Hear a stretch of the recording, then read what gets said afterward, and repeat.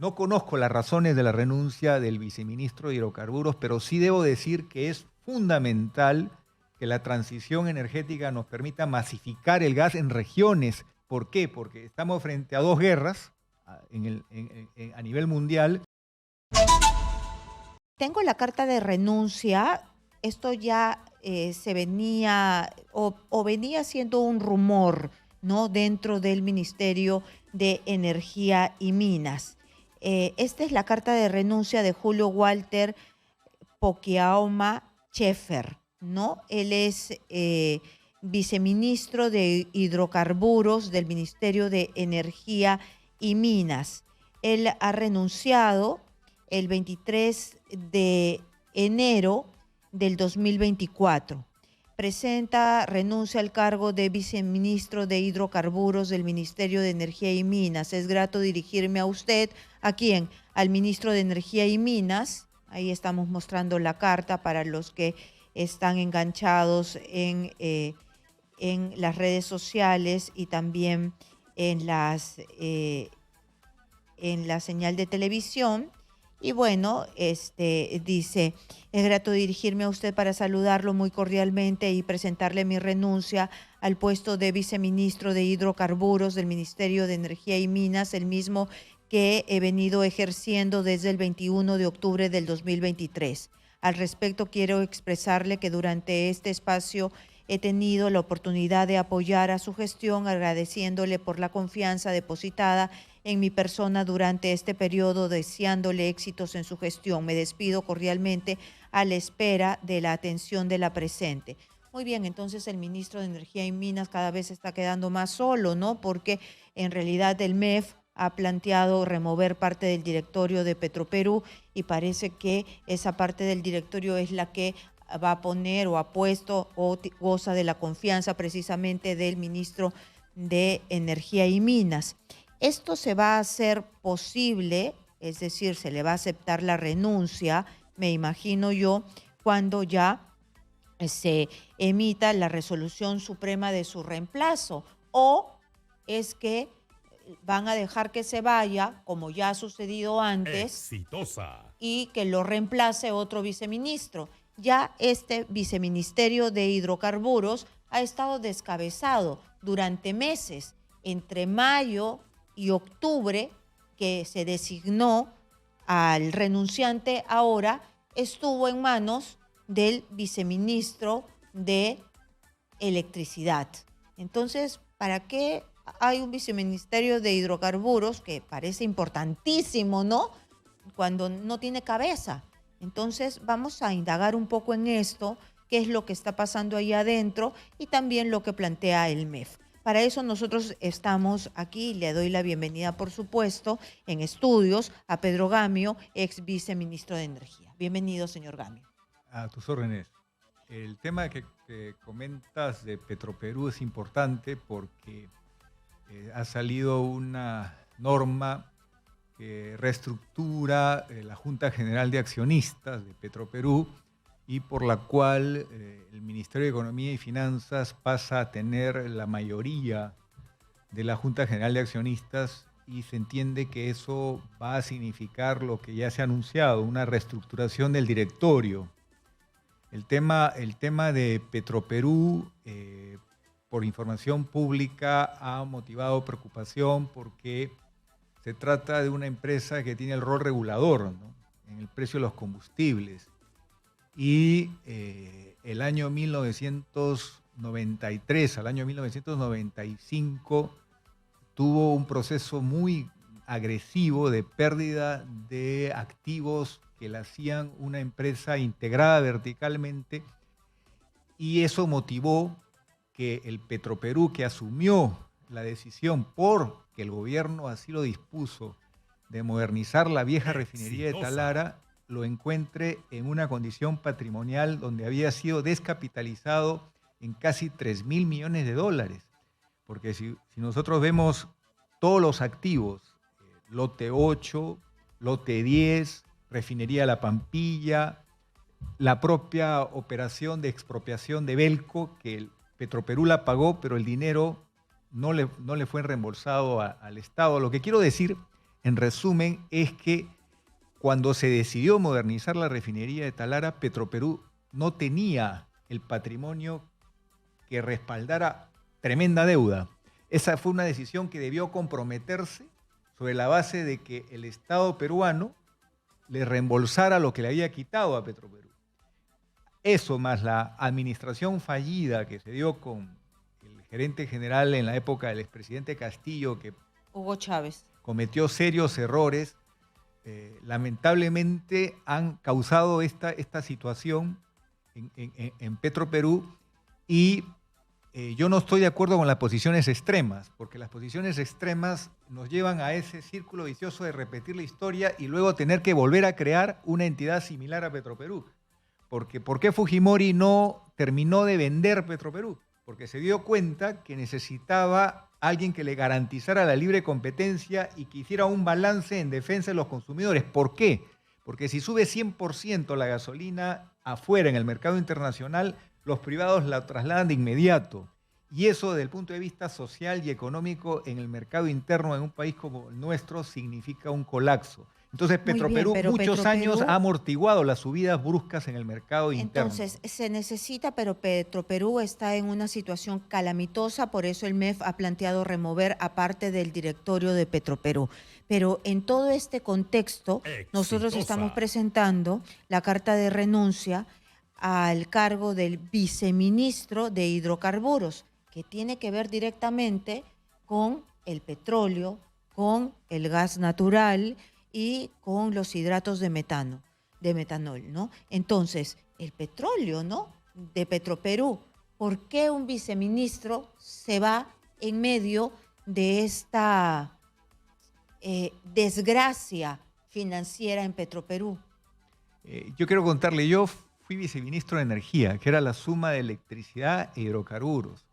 Yo no vi razones para separar ambas carteras y en lugar de que tener 2 viceministros en energía, ahora hay 3. Lo cierto es que durante un tiempo, como bien lo ha señalado, el viceministro de Electricidad estuvo encargado del tema de hidrocarburos.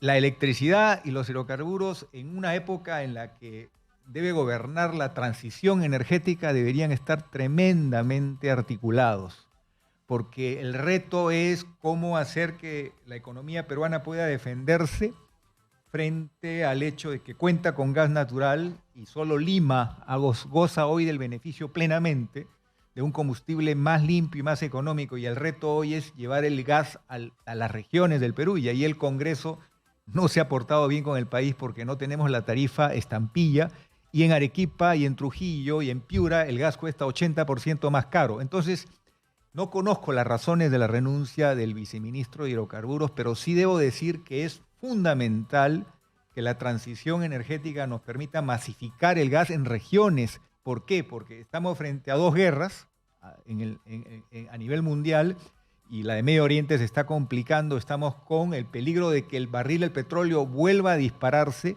y necesitamos la herramienta sana y saludable de Petroperú, pero también la masificación del gas natural que en Arequipa, Moquegua, Tacna, Cusco, Trujillo, Piura, Lambayeque es todavía una realidad muy modesta. Pero ¿cómo puede ser de que haya renunciado el hombre fuerte de hidrocarburos y que apenas nos hayamos enterado? Han pasado 2 semanas y esto que está en el ojo de la tormenta, el tema del directorio y toda la situación económica de Petroperú. También sabemos que el ministro de Energía y Minas ha hecho, no sé, se ha metido en una encuesta de un medio de comunicación, si no me equivoco, que es El Correo, ¿no? Ha hecho que todos sus trolls, ¿no?, participen en esta encuesta. Ayer lo sacó la unidad de investigación del 4. Entonces, si me equivoco de diario, me disculpo. Pero entonces, cuando estamos en todo este pandemonio que tiene que ver Petroperú, ¿cómo es que no se tome en cuenta esta renuncia? Porque por algo lo lo dividieron y ahora, ¿por qué se va? ¿Quién viene? ¿Qué problemas de gestión vamos a tener? Lo que sí, la nueva norma le da digamos, un voto en la Junta General de Accionistas al viceministro de Hidrocarburos. Es decir, si bien se ha cambiado la conformación, ahora la mayoría simple la tiene, mayoría relativa la tiene el Economía y Finanzas, que tiene el 60%, y el 40% lo tiene Energía y Minas. Esa es la diferencia, pero ambos sectores tienen que ponerse de acuerdo en esta reestructuración de la empresa, que también tiene que ir de la mano con la renovación de cuadros técnicos. Petroperú tiene gente de edad avanzada y es necesario que la empresa, con criterio meritocrático en la parte técnica, no en la parte administrativa, contrate personal que le permita ajustar resultados y garantizar lo que dicen los estudios, que esa refinería debe empezar a dar $400 millones de ingreso anual para pagar la deuda, pero ha recibido al día de hoy 1.750 millones para recuperar el equilibrio, porque la deuda ha sido gigantesca frente al Petroperú disminuido, al que se le había descapitalizado desde el año 93. Y lo más significativo de eso fue que ningún dólar de la venta de los activos más importantes de Petroperú fue a la caja de Petroperú, todo se lo llevó el Estado. Entonces, el Estado tiene un fundamento para decir, esta decisión de la refinería la tomó el gobierno, no la tomó Petroperú solo, fue una orden del gobierno. El gobierno debió decir, una empresa que vale mucho menos porque ha sido descapitalizada puede asumir esa deuda. Entonces, sí hay la decisión del gobierno de que se asuma esa deuda, que de acuerdo a un estudio internacional debió costar 4.400, 4.500 millones de dólares. Ese fue el estudio, digamos, más completo como referente.